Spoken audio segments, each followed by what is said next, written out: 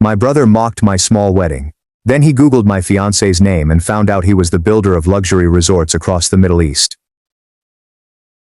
It all began when I joyfully arrived to the family house with the invitations. It was nothing spectacular, yet we made it with love. My mother stared at it like if I'd given her a pizza flyer. "Are you serious? A hole this simple?" She threw the invitation on the table as if it repulsed her. "Oh, what a shame."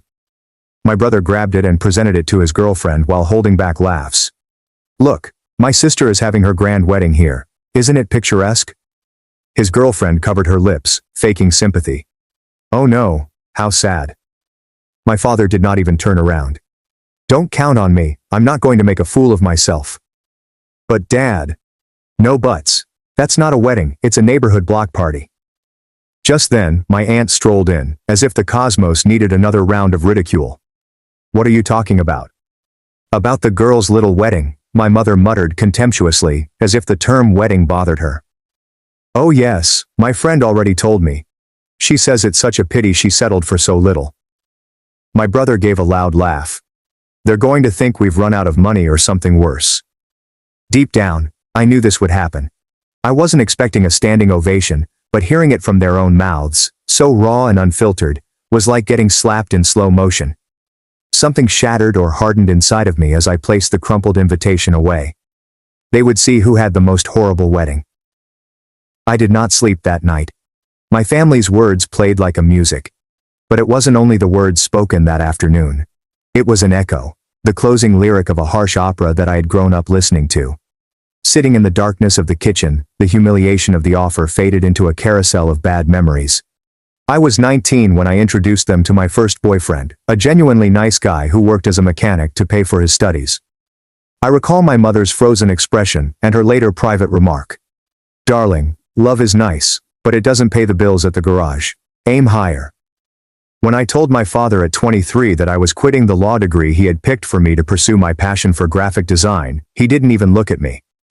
"So much investment in your education for you to end up making little drawings. What a disappointment." And the continual comparison to my brother, whose advances at a marketing firm were celebrated with lavish dinners, and his new cars were a source of family pride. When I sold my first piece to an independent gallery, my brother remarked at Christmas dinner, "Well, at least it pays the rent." There are levels to everything, right? A term he had used just a few days before. It was always the same. Money was the measure of worth, status trumped affection, and appearances over happiness. This was not about the wedding, it never was. It was about me, choosing a path they couldn't brag about in their social circle. The kitchen clock chimed 3 a.m. The weight of a lifetime of slights sat on my chest. It was then that I informed my fiancé everything, including the invitation. I told him everything about my mechanic boyfriend, my career and my brother, including the pauses. "My father said you would leave me in ruins," I informed him, my voice cracking. I noticed his jaw stiffen. "That's not the worst part," I said. "My sister already told the whole family they're not coming, so no one gets their hopes up." He remained silent for a long time after saying those words. Then he held my hands with a calmness that shocked me. "I have something to confess to you." A shiver went down my spine. "What do you mean?" "My father doesn't just sell furniture. That's his hobby, a small side business. He actually owns a real estate development company that builds luxury resorts and hotels all over the world. We've been working with international investors for years, but he always told me to keep that private here. People will treat you differently if they know you have money," he'd tell me. I was speechless. "Are you kidding me?" "Not at all. And my mom isn't a housewife. She's an architect with contacts all over the world." He ran his hands through his hair. "When I tell them what your family did to you, they want a money show. We'll give them the show of their lives." The next day, we visited his parents' house. They had always treated me like a daughter, but when I told them what had happened, I noticed something different in their eyes, something more protective and intimate. "I can't believe they said such things to you. Anyone who messes with the woman my son loves, messes with us," my father-in-law remarked calmly, giving me shivers. "What do you need for those people to eat their words?" My mother-in-law rose up without saying a word, reached for her iPad, and began typing quickly. "They're going to eat their words. This will be the wedding of the year." She called her assistant in Dubai. "I need you to book the yacht for a private ceremony. Yes, the 200-foot one. And contact the photographer who worked with the Al Rashids." While we were planning, my mother forwarded me an article on WhatsApp about how women suffer when they marry someone from a lesser status, or practically poorer class. The note read, "Something for you to think about." "These people have no shame," my mother-in-law mumbled, staring at the message as if unable to believe what she was reading. That afternoon, we sat down to review my family's Instagram accounts. My mother-in-law took notes like a sleuth from a noir novel. "Your sister is obsessed with brands. Look, Gucci, Louis Vuitton, always tagging the stores. Your mom brags about her Cancun vacations as if it were Paris." She burst out laughing. "And your dad? His newest car is a 2018 BMW and he posts it like it's a Lamborghini." "They're just posturing," my father-in-law stated. "People who are secure in their position don't need to show off so much." My mother-in-law made a private Instagram account. She added 3 of my distant cousins as well as 2 work colleagues. "The gossip has to filter out naturally," she explained. "If we add too many people, it will be suspicious." 3 days later, my brother sent images from his weekend at a small resort. The caption reads, "Enjoying the nice things in life. There are layers to everything." "Did you see this?" I asked my mother-in-law, showing her the screen. "Perfect. Now we know we're on their minds." For a test, we purchased a Hermes bag and a Rolex watch. My mother-in-law snapped casual images of me at an expensive cafe and uploaded them to our private account with the caption, "Coffee dates before the preparations." The next day, my distant cousin said, "What a beautiful bag." That night, my aunt texted me, "My dear, I hear you're buying expensive things. Isn't it better to save for a house?" My mother-in-law erupted into laughter. "The gossip has already reached your family. I bet they have a WhatsApp group talking about your new lavish lifestyle." She was not mistaken. My cousin later informed me that someone in the family conversation said, "They're already spending what they don't have. They will be in debt by their first anniversary." The bait worked, I told my mother-in-law. "Now comes the fun part," she said, giving me the contacts on her phone. "You know what? Every luxury wedding needs witnesses, lots of witnesses." My mother-in-law began making calls in Arabic. My father-in-law, meantime, was conversing in English with someone in London. My fiancé translated bits and pieces. A royal wedding photographer, flowers from the same location where the Prime Minister's daughter married, and a band that performs at the Burj Al Arab. "Isn't this too much?" I inquired, half smiling and half frightened. "Love," my fiancé replied, taking my face in his hands. "My family has spent 20 years building palaces for people who spend in one night what your family earns in a year. This is not too much. You deserve this and more." My mother-in-law finished a final call and smiled at me. "Done. Your family wanted a decent wedding. They're going to have to eat their words when they see what a truly decent wedding looks like." That night, as I looked over the images we had posted to our secret account, I noticed that my sister had attempted to follow us using a phony account. My mother-in-law had refused the request without hesitation. "Let them die of curiosity," she declared. "The desperation will drive them insane, and when they see the real photos." She paused and smiled in a way that made me shiver. "They will understand the true meaning of the word miserable." When we boarded the plane to Dubai, we knew exactly what we were going to do. It was not a routine excursion, it was a deliberate deployment. First class, champagne is offered before to take off, not a word more. I shared a story featuring the glass with the label facing the camera, my hand with the ring showing, and an airplane emoji. There's nothing more. It was only the first piece of bait. When we arrived at the international airport, we were greeted by a chauffeur dressed in a pristine dark gray suit and holding a tablet with our names.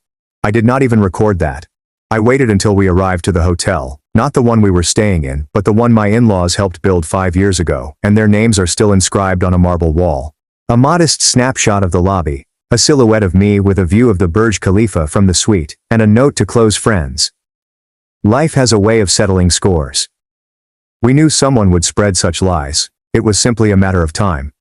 The first day was for acclimatization. We walked through the mall with my mother-in-law's designer, who had previously prepared the dress fittings. We purchased a couple pieces of casual jewelry. My mother-in-law sent images of me from her private account, knowing who was following and what comments they anticipated to see. Day 2. A yacht tour along the coast. Still no ceremony. My father-in-law's partner owned the yacht, which was 200 feet long and had a deck as white as snow, wealthy but not vulgar. I shared a photo of the skyline from the water at night, with beautiful lights reflected in the sea. The caption read, "A modest vista to begin our lives together."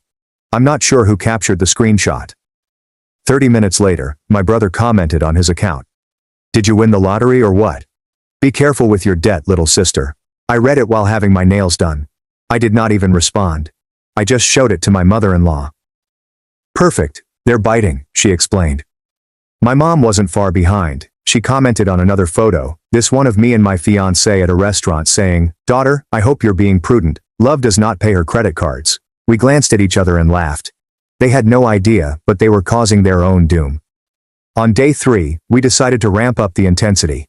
We shared a carousel of pre-wedding preparation photographs, including professional cosmetics, close-ups of high couture fabrics, and a view from the suite with the dress hanging on a gold hanger. In one photograph, I can be seen holding a glass of champagne. The ring gleamed brighter than usual. We shared another photo with our hands intertwined, his Patek Philippe watch, my ring. The text I wrote was almost surgical. Marrying the richest man I know in ideals, spirit, and, as it turns out, everything else as well. Thank you for teaching me about actual worth. My relative made a quick comment. Is this the same Aiden that everyone thought sold chairs? Another person responded, Bro, Google his full name. I just fell out of my chair. Someone did and shared it. A cousin shared a copy of a Forbes article titled Aiden, last name, the hidden builder of luxury hospitality in the Middle East. Then there's the founder of the Green Humanity Foundation, who received multi-million-dollar donations in Geneva. Those links made it into the family group chat. Screenshot after screenshot. Someone even sent his LinkedIn profile. Then quiet. The family chat, which had previously been a machine of remarks, theories, and contempt disguised as gossip, fell silent. 15 minutes. Nothing. No emojis. Not a wow. This is not a congratulations. Only the weight of their pride collapsing in real time. Then came the cleanup. I watched as my mother, brother, and even an aunt's comments vanished. They removed everything, as if this would undo the entire story. However, there was no going back. Day 4, the big day. The ceremony was held on the yacht's deck at twilight. There were only a few visitors, including my fiancé's parents, 2 close family partners, and a few acquaintances. Each was carefully chosen, with a social media presence, high-profile following, and a role in the strategy. The wedding was private and wonderful, with no unnecessary peculiarities but no shortage of details. White flowers, soothing live music, and a violinist playing as I approached him. My garment floats in the breeze. When we said I do, there was no raucous applause, just a shared, genuine smile. Then followed the star post, a photo taken on the deck shortly after dusk. I'm in my dress, he's in his suit, and we're hugging in front of warm lighting. We captioned that image. Thank you for joining us in this new phase. It was not an ordinary wedding, it was an extraordinary, personal, and unforgettable experience. Below there is another photo of us with his parents. The caption was straightforward. Infinitely grateful to my new parents for making our dream wedding a reality. Family members choose to be there for you.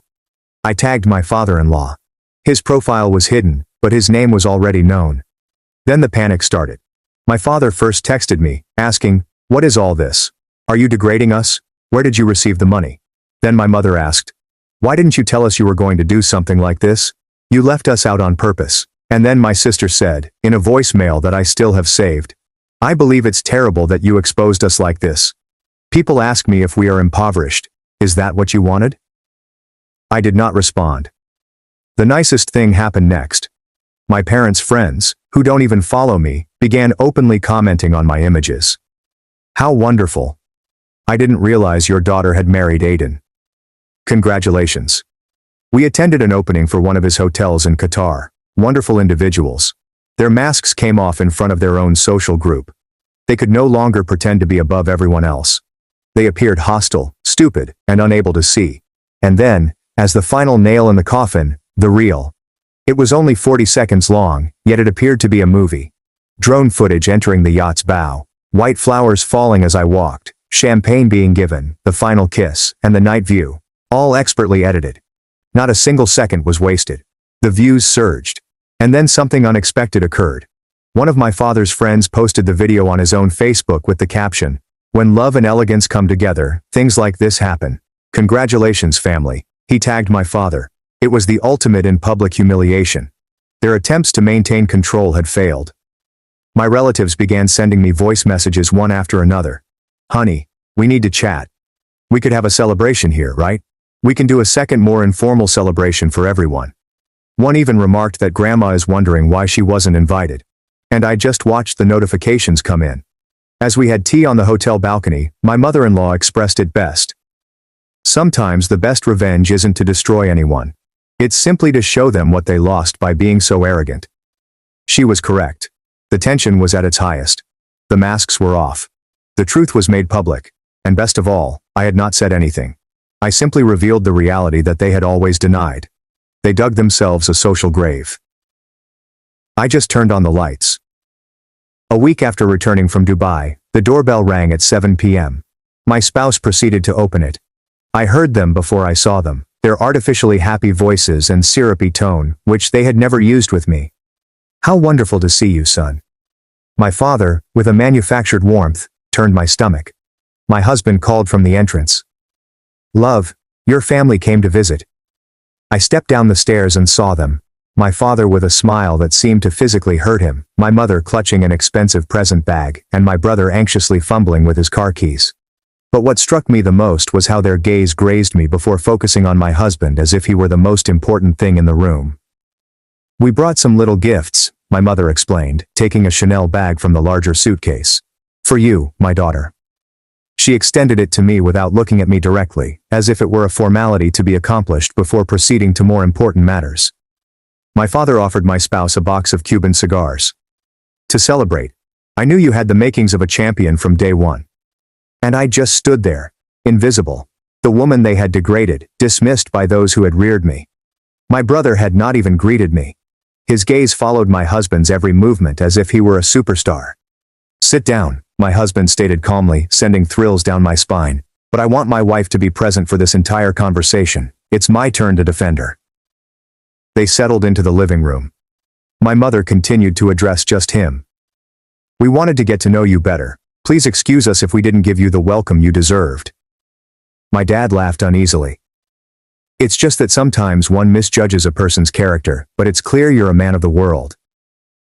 My brother, who could not keep silent, stepped in.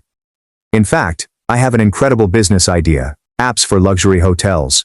With your experience and my technical knowledge."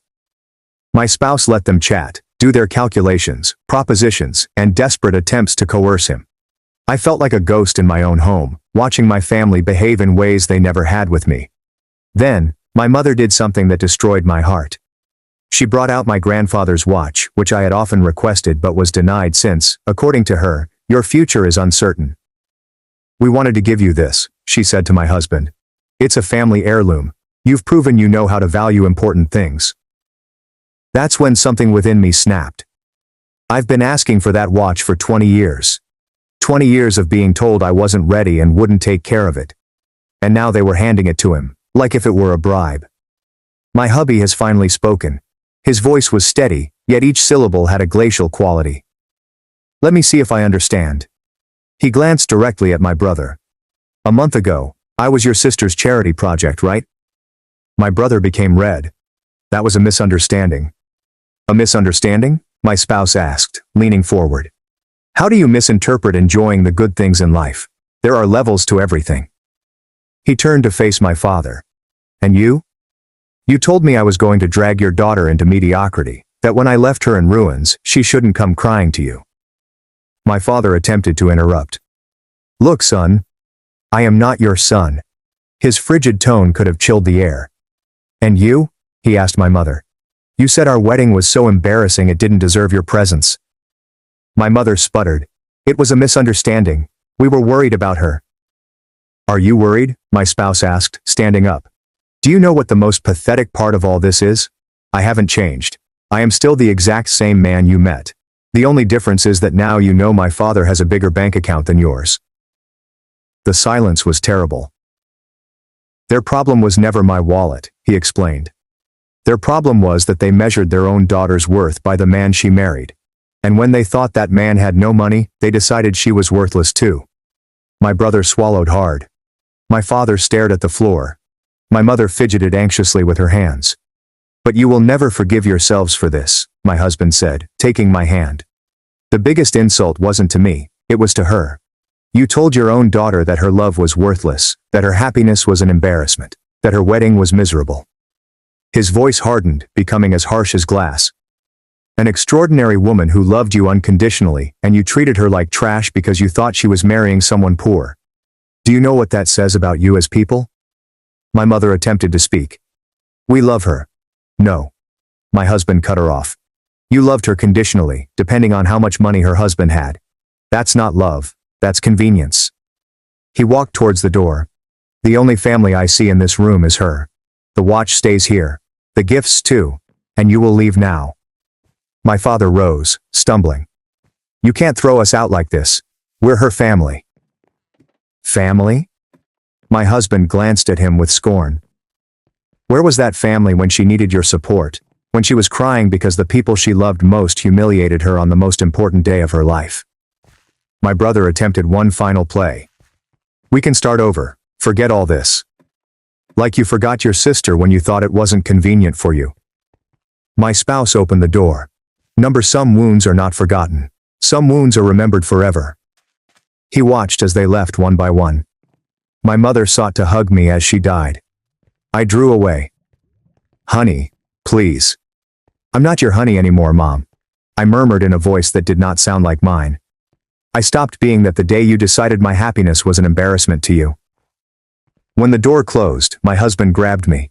I cried as I hadn't in years. Not grief, but relief. Finally, someone justified my worth. Finally, someone had prioritized my dignity above everything else. Do you regret it? I questioned him. Regret what?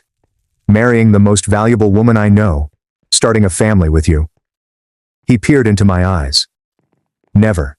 They lost an extraordinary daughter. I gained an extraordinary wife. There's no comparison. That night, as we were sorting through the gifts they had left, I discovered a note from my mother under the purse. Please forgive us. We were mistaken. I ripped it up without finishing it. Some apologies arrive too late. Some wounds go too deep. But for the first time in years, I felt complete. I no longer required their validation. I no longer required their conditional affection. I had something far better, a family that selected me for who I am rather than what I have. 6 months later, the impacts continued to spread. My brother got dismissed from his job. His supervisor, who had seen the entire humiliation on Instagram, informed him, "We don't want people with that kind of judgment in this company." I found out when my cousin told me in a message she later erased. My parents were social outcasts. At their club's annual charity event, they were openly disregarded. They were viewed as greedy fools who had invested on the wrong horse, according to my aunt, in an unpleasant phone call that I ended after 5 minutes. We have blocked my entire family on social media. The digital solitude became our newfound tranquility. No more harmful notifications. No more emotional blackmail. No more contrived drama. My husband burned a letter from my mother without allowing me to see it. Protection above all else, he added simply. I did not argue. Some wounds do not require extra salt. We agreed to legally change my last name to his. It was symbolic, severing the last formal ties to the family. The day I signed the paperwork, I felt more liberated than ever. The poetic justice was completed. My family sacrificed everything in their desperate drive for prestige and wealth, including their family connection, social reputation, and any hope of reaching the world they so desired. They were left with a poverty of soul. The true wealth was never my husband's money. I restored my dignity. It was discovering that family is chosen, not inherited. It was discovering that unconditional love exists, even if it does not always come from the expected sources. Some wounds break you, while others make you stronger. It was one of the latter. I no longer need their approval. I'm no longer waiting for their regret. I'm no longer carrying their toxins. I have something far better. A life of my own, established on my own terms, with people who accept me for who I truly am.